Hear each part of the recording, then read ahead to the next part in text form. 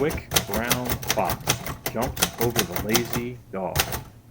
It's where we all begin. Welcome to Lazy Dog Typewriters.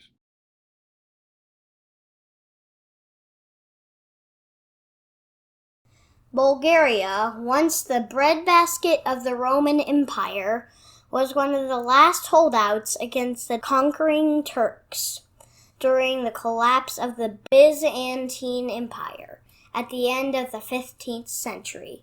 As it often does, history repeated itself 400 years later, when Bulgaria became one of the last holdouts for typewriters against the conquering PCs. Today, let's learn about the Typewriter International and the Omega 40 made as the Typewriter Empire collapsed in the 20th century. Howdy folks, and welcome to Lazy Dog Typewriters, where today we have a real treat for you. We have two typewriters we're going to talk about briefly. Both of them are Silver Seiko machines. And this is a Silver Seiko made in Japan, where you might expect it. And this is essentially a Silver Seiko, and it's made in Bulgaria. So let's open up the cases and reveal the mystery. One and two. So what we have here is an Typewriter International Omega 40 on the left, and then on the right we have a Royal Jet. Now it's Royal in name only because it's made by a Silver Seiko. And as we look at these machines, you can see the similarity. Certainly the carriage return is one dead giveaway. Silver Seikos have a higher and elevated and slightly more inclined top bank of keys. And if the cameraman can come up a little bit, you can see that maybe just a little bit. And cameraman, swing around to the side and look right down this length of keys from the very side of the machine, please, cameraman. There we go. Hopefully you guys can see that. It's just a little bit more elevated, and we'll show that when we do the typing test, but it has a distinctive feel. All right, zoom back out here, cameraman. Okay, so both of these are Silver Seikos. Both of these are made, well, one is made in Japan and one is made in the former breadbasket of the Roman Empire and the Ottoman Empire, Bulgaria. And there's an interesting story as to why that is. We'll get into that a little bit later. But they're both carriage shifted machines, fairly lightweight. This one is an all-metal construction. It's a product of the mid to late 60s, and by the time Typewriter International was making these in the late 70s, we have shifted to an all-plastic design. So let's go ahead and focus in on the Omega 40 because it's much more rare and kind of interesting, and I'm going to move this Royal Jet out of the way. Okay, get set up over here. So just a quick overview of the features. Things that really jump out at you on the keyboard, of course, are the repeat spacer and, of course, the backspace here. Actually, that's a good question. This is a tab. Repeat spacer, that's always fun. Kids love it. And that was the only thing that was broken when I got this machine, other than cleaning it up. Okay, so your standard feature set, we have, just starting at the top, another special feature to point out on this machine, besides getting the standard ones, is, come on over here, cameraman, and we have a Spanish character set on these machines. So you have your upside down question mark and exclamation point, umlaut, accent mark, and most importantly the enye, which makes this a really fun machine for us here in Texas to have the ability to have a Spanish key set as well as a full regular standard QWERTY key set. All right, so back to the general controls. Carriage return on the left. You see how it sort of clicks down, pops up for when take it out of storage.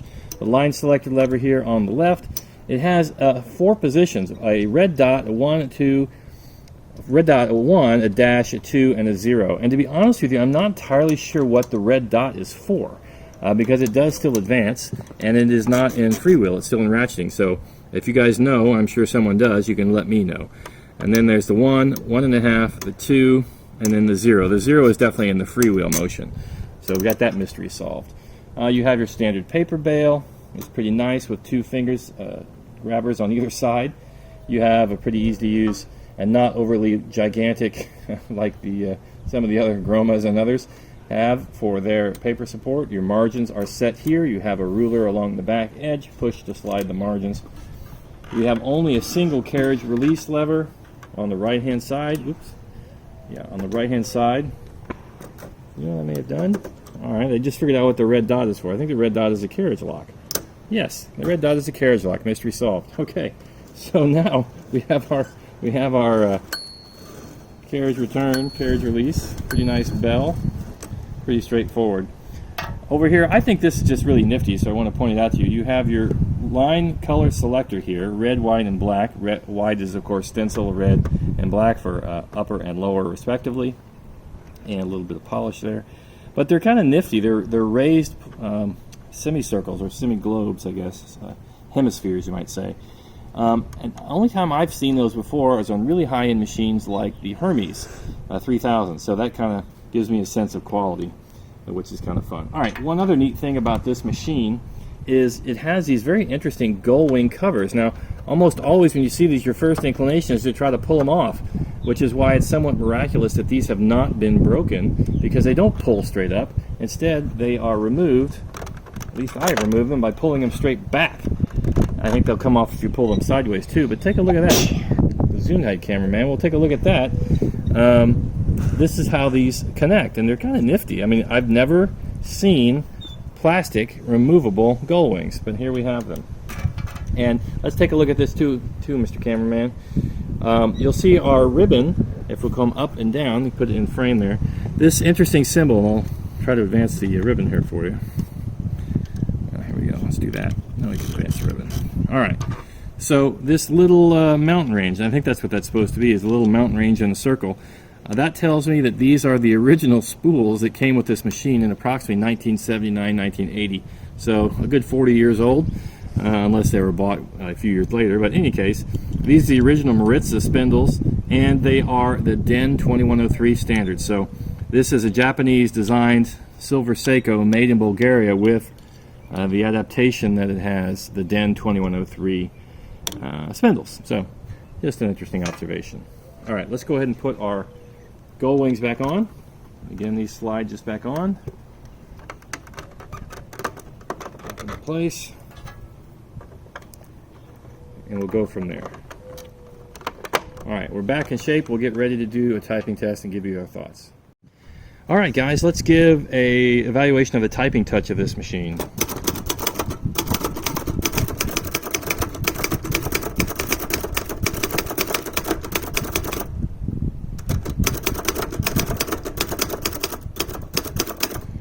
Alright, so what I typed was, this is a machine of international origin and intrigue. And as I'm typing, it's a very solid touch. And I mean that literally. It's not light and snappy. There is a certain amount of effort you have to use to push through. So it's a machine, I think, more ideally suited for a heavy-handed typer. And conveniently enough, I am a heavy-handed typer, so it suits me pretty well. Now, I will notice that when you, your cameraman, pull back to the keys, please. When you have your hands on the home keys, you have more of an extension to get this top bank. And it's just a little different. It's almost like you're pushing through instead of pushing down. It's hard to describe. It's good, but it is different than most other machines that I've used, and it's more pronounced on the Omega 40, I think, than on the Jet, because it's a little bit of a wider and deeper key set bank. So it's just something you notice is a little bit different. It types well. It has a pica typeface, so 10 characters per inch. It's lightweight, very lightweight, thanks to its all plastic construction. There's really no metal at all on here. You know, you have all your features that you might have. Touch control on the left, margin release, automatic spacer, which is always fun. And then we've now learned how to lock the carriage with the red dot. And from that, that's about all we got to worry about. So, overall, very good machine. And let's take a quick look at the Jet just to give it some comparison. It's distinct from the Omega 40, even though they're both Silver Seikos, because the key set is more compact. It's a little easier for me to get to all the keys as I'm typing. It's got the same solid, if not stiff, touch. It's not sluggish. It's just a little firm. You just have to press a little firmer. And again, I think that's really ideally suited for folks who are more heavy-handed typers. And of course, this machine does not have a touch control, and the Omega 40 does too. So you can tell they're from the same family, but they are maybe first cousins instead of brothers, if you will.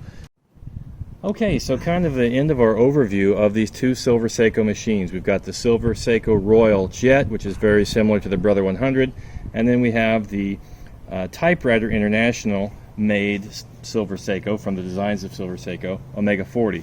A little historical back note. Who is Typewriter International? They're in Plovdiv, Bulgaria. They bought out the rights to manufacture these Silver Seiko machines. And what the Kevin Bacon 7 degrees of typewriter separation for us is, our previous video was about a Keller and Knopich Princess. And the interesting thing about Typewriter International, also known as Maritza, is that they also bought out the manufacturing capability, the tooling, everything, for the Keller and Knopich machines. So you'll also see Maritza branded Princess machines. So it's kind of a good logical progression to flow from that Princess we did yesterday or a couple days ago into this machine as well. So just a historical anecdote. All right.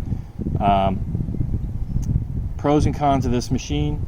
We love this particular machine because it is a Spanish keyboard. That's got a lot of novelty to us, and our 3 years of Spanish in high school are flooding back into us as we look at this.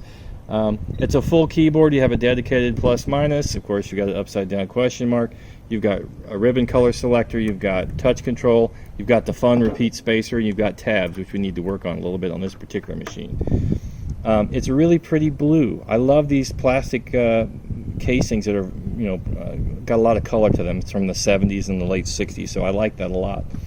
And like I say, the international intrigue. The Omega 40 is actually pretty rare. It's the only machine we own that Will Davis does not own, or has not owned, which is something of a remarkable achievement. We're very proud of ourselves to have something he doesn't have. So, hooray for us. And it's neat. It's neat to understand the history of how these machines were manufactured all across the globe. So, at the late 70s, pretty much American typewriter businesses were just about to be done. Almost everything was being made in Japan, and then the last gasp after Japan was giving up on typewriters, the Bulgarians took over, behind the Iron Curtain, took over these tooling, licensed these designs, and continued making these. And to my understanding, they made these until about 1994 before they finally totally gave up the ghost. So, cons. I find this touch to be a little bit stiff, on the overall, and I find that this top rank bank of keys can be a little bit awkward. You can see that there's almost a full pins gap here, maybe a half pins gap here, just the way that you have more space with the keys and the layout. So it makes you have to reach just a little bit more to get to the top of those keys. So that's just all preference and touch and what you're used to. But having said that, we think this is a really fun example of kind of a novel machine because of its origins in Bulgaria, because of its limited familiarity in the typewriter world, because of nice quality touches like the repeat spacer and these markings that it has for the ribbon color selector. And overall, we're very pleased to have it as kind of a unique item in our inventory, and we're happy to share it with you and hope it's inspired you to go find your Bulgarian connections and do your 7 degrees of Kevin Bacon typewriter connections too. Have a great day. Please like, subscribe, and share.